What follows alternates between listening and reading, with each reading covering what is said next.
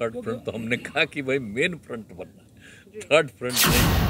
तो हम लोग तो अपना काम करते हैं और कुछ लोगों की आदत है काम न करो, बोलते रहो, प्रचारित करते रहो, तो सारा तय होगा ना एजेंडा और एक एक चीज होगा। और अगर ऐसा जो भी लोग सोचेंगे कि किसको बनाना बनाएंगे, हमको नहीं। कार्यक्रम का हिस्सा होंगे आप? कहाँ वहाँ वाला? हरियाणा वाला का जो है आप आएंगे? तो पहले हम जाते ही न रहे हैं, वो तो एक अलग चीज है, वो अलग चीज है।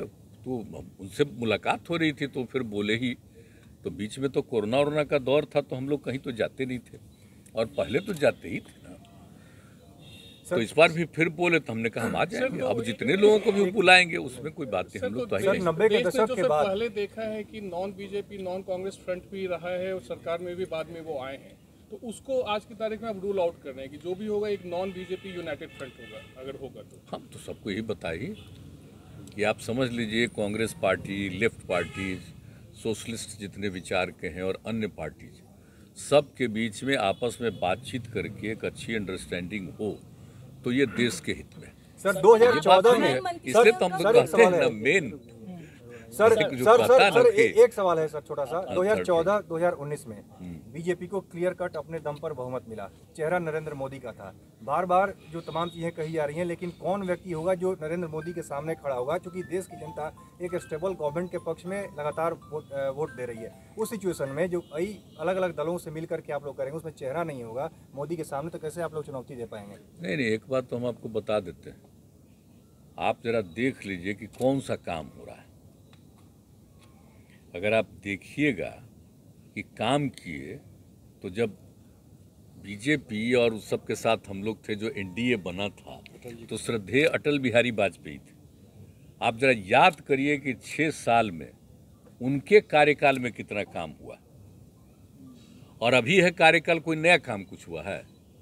सिर्फ बात है, कहने का एक अपना तरीका है किसी चीज को, और हर तरह से किस तरह से कोई बिना काम किए भी उसको प्रचारित करना, ये करना, हर चीज का नामकरण करना, ये सब हो रहा है।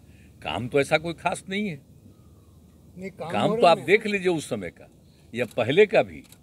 और हम लोगों को जब 2005 से काम करने का मौका मिला है, नवंबर 2005 से बिहार में, तो आप जरा देख लीजिए कहाँ था, कहाँ से कहाँ गया। तो हम लोग तो अपना काम करते हैं और कुछ लोगों की आदत है काम न करो, बोलते रहो, प्रचारित करते रहो।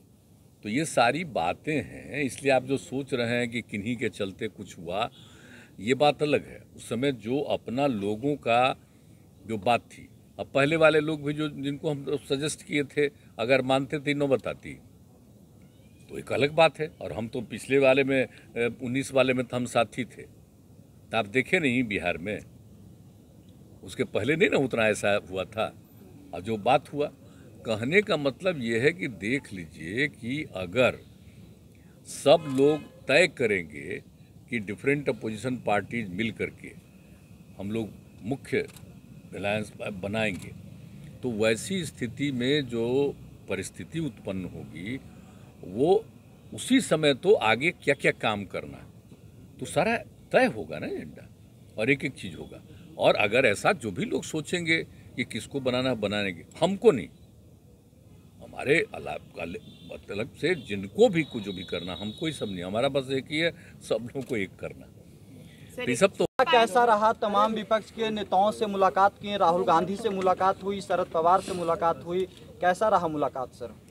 देखिए, जो हम आए हैं, और आप जानते ही हैं कि जब हम लोगों ने एक निर्णय लिया और 9 तारीख को पिछले महीने, और 10 तारीख से नई सरकार बनी और बिहार की 7 पार्टियां एकजुट हुई, और उस समय जो निर्णय लिया गया तो उसी को लेकर के अनेक पार्टी के नेताओं ने अनेक जगहों से फ़ोन आया और ये कहते हुए, इन पार्टियों के अलावे सब लोगों ने कहा कि बहुत अच्छा फैसला हुआ है और एक बार बात होगी। तो इसी सिलसिले में हम आ गए। मतलब अपने साथ भी जो लोग यहाँ थे, जो हैं उनके यहाँ भी, तो उनसे बात तो हुई थी, लेकिन एक बार सबके कार्यालय में जा कर के, लेकिन जो बात हुई थी तो उन लोगों से बात हो गई, कांग्रेस पार्टी के जितने, तो बात तो हो ही गई।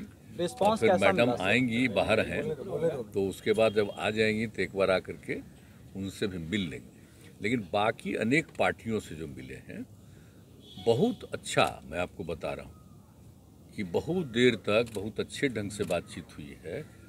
और एक बात तो आप जानते ही ना, हम तो यही ना कह रहे हैं कि सभी राज्यों में जो विपक्षी दल हैं, वो जो जहाँ कहीं भी मतलब जो बीजेपी के से अलग जो विपक्षी दल के रूप में है अलग अलग राज्यों में, तो वो अगर आपस में मिलेंगे तो ये पूरे देश का एक ऐसा माहौल बनना शुरू हो जाएगा कि जो 2024 का जो चुनाव है वो बहुत अच्छा होगा इधर से।